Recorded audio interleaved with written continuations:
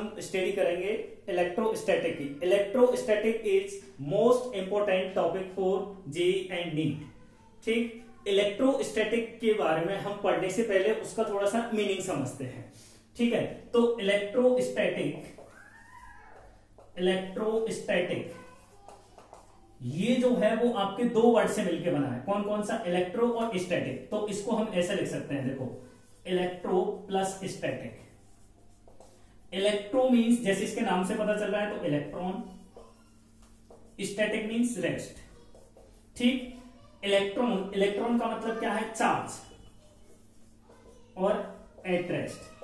ठीक, अब यहां से आप देखो, चार्ज प्लस रेस्ट, इसका मतलब क्या है? चार्ज प्लस रेस्ट मतलब study of charge at rest. तो बेसिकली इसका जो डेफिनेशन है इलेक्ट्रोस्टैटिक, इसका जो डेफिनेशन है वो है it is the branch of physics which deals with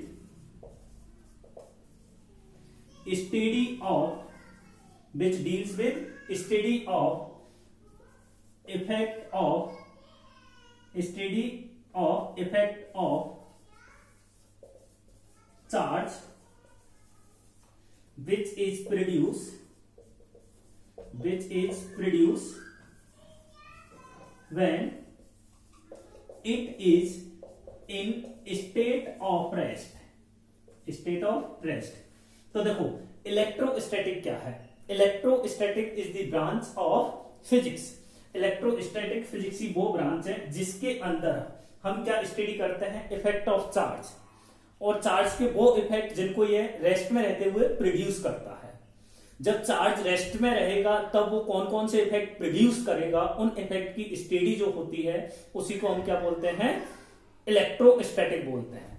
ठीक है, उन्हीं को हम क्या बोलते हैं? इलेक्ट्रोस्टैटिक बोलते हैं। अब यहां पर जो वर्ड आया है चार्ज, तो चार्ज का मीनिंग हम समझते हैं कि चार्ज क्या होता है।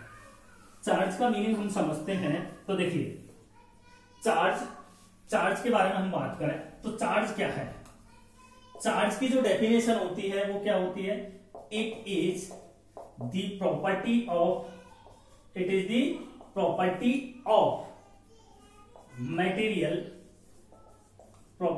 Material due to which it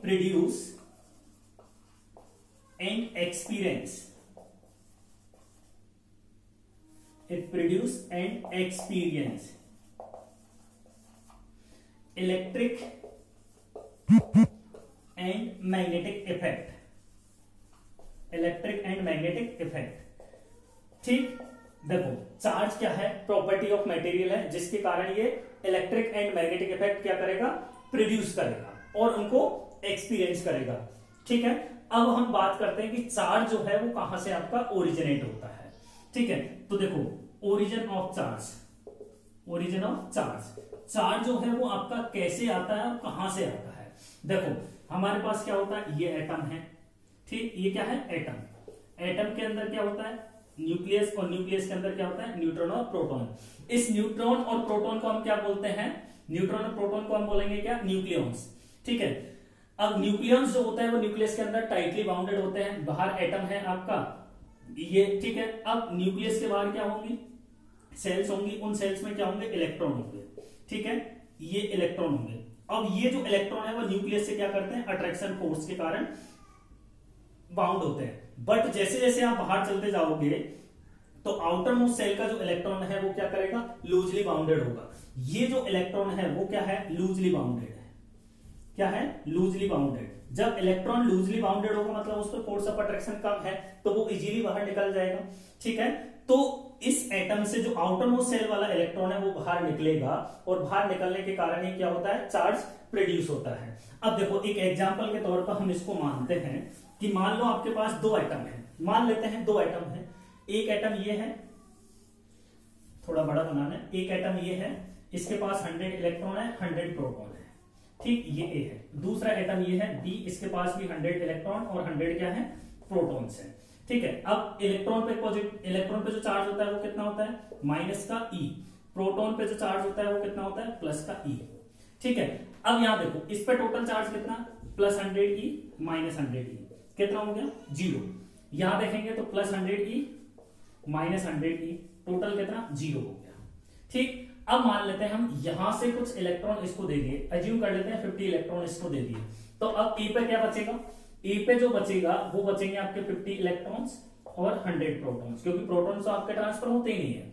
ठीक है, ये हो गया ए। और इसकी बात करें बी की, तो बी पे कितना हो जाएगा, 50 इलेक्ट्रॉन यहां से आ जाएंगे, तो ये बी हो गया। बी पे कितना हो जाएगा, 150 इलेक्ट्रॉन्स हो जाएंगे और 100 क्या हो जाएंगे, प्रोटॉन्स हो जाएंगे। अब चार्ज की बात करें तो इस पे कितना हो जाएगा, प्लस का 50 ई और इस सॉरी माइनस का 50 ई प्लस का 100 ई।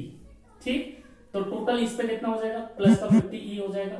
इस पे बात करें तो कितना हो जाएगा, माइनस का 150 ई प्लस का कितना 100 ई। इस पे कितना हो गया, माइनस का 150 ई। अब इसका मतलब क्या होगा, इसका मतलब ये होगा कि ए से इलेक्ट्रॉन आपके निकले हैं तो ए पर क्या आ गया, पॉजिटिव चार्ज। बी ने इलेक्ट्रॉन क्या किए, गेन किए हैं, तो उस पर क्या हो गया, नेगेटिव चार्ज। ठीक है, तो चार्ज जब इलेक्ट्रॉन ट्रांसफर होगा तभी आपका चार्ज क्रिएट हुआ है ना। जब इलेक्ट्रॉन ट्रांसफर होंगे तभी तो चार्ज आया। इस पर कितना आ गया, 50 ई आ गया, इस पर कितना हो गया, माइनस का 50 और इनिशियली कितना था, 0 है। ठीक है, अब यहां से हमको पता चल गया कि चार्ज जो है वो 2 टाइप्स का होता है। चार्ज जो है वो 2 टाइप्स का होता है, कौन कौन सा, एक पॉजिटिव और एक नेगेटिव। ठीक है, तो अब हम बात करते हैं चार्ज की। तो देखो charge, types of charge, types of charge, types of charge जो है वो आपके पास 2 टाइप्स के हैं, एक है पॉजिटिव चार्ज और दूसरा है नेगेटिव चार्ज।